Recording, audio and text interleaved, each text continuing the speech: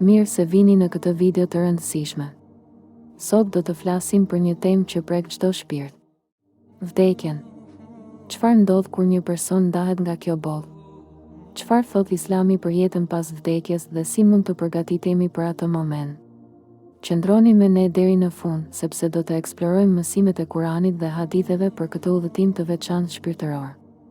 Çfarë është vdekja? Vdekja në Islam nuk shihet si fundi, por si një kalim në jetën e përjetshme.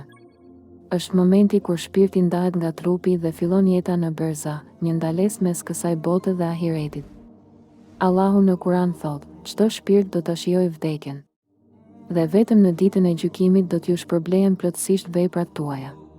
Surja Ali Imran 3:185.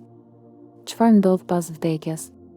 Sipas Islamit, pas vdekjes fillon jeta në varr, berza, ku shpirti pyetet nga dy engjëj, Munker dhe Nekir, ata e pyesin për besimin dhe veprat në këtë jetë. Nëse shpirti ka qenë besimtar dhe i drejtë, ai do të gjejë paqe, nëse jo, atëherë përballet me vështirësi. Në një ajet kuranor Allahu thot: dhe do të vi frymëmarrësi i vdekjes me të vërtetën. Kjo është ajo që ke shmangur. Surja Kaf 50:19. Pejgamberi Muhammed, paqja qoftë mbi të, tha: kur një njeri vdes, veprat e tij ndërpriten përveç 3 gjërave. 1. Sadakaja e vazhdueshme. 2. Dija e dobishme dhe 3. Fëmia i devotshëm që lutet për të. Sahih Muslim. Përgatitja për vdekjen. Vdekja nuk është për t'u frikësuar, por për t'u përgatitur. Allahu na mëson të reflektojmë mbi qëllimin e jetës dhe të mbledhim veprat e mira. Pejgamberi Muhammed ka thënë: më i miri ndër ju është ai që përgatitet për vdekjen. Tirmidhi. Këtu janë disa mënyra për t'u përgatitur. 1. Adhuroni Allahun me sinqeritet, ndjekja e 5 shtyllave të Islamit. 2. Kryeni veprat e mira, ndihmoni të varfrit, përhapni dije dhe bëni sadaka. 3. Kërkoni falje. Pendimi dhe lutjet janë një rrugë drejt faljes hyjnore. Në një ajet kuranor Allahu thot: o ju që keni besuar, friksohuni Allahut dhe shikoni se cili se çfarë ka përgatitur për nesër. Surja El Hashr 59:18. Rëndësia e kujtimit të vdekjes.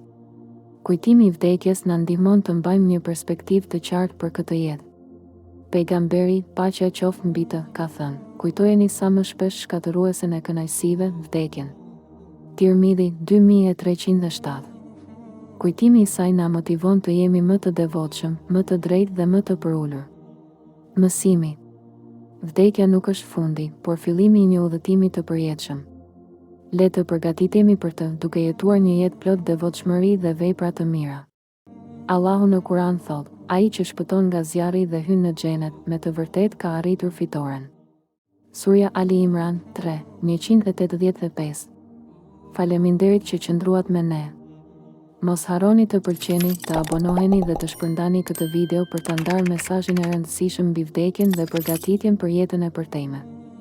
Deri në videot e radhës, paqja dhe bekimet e Allahut qofshin me ju.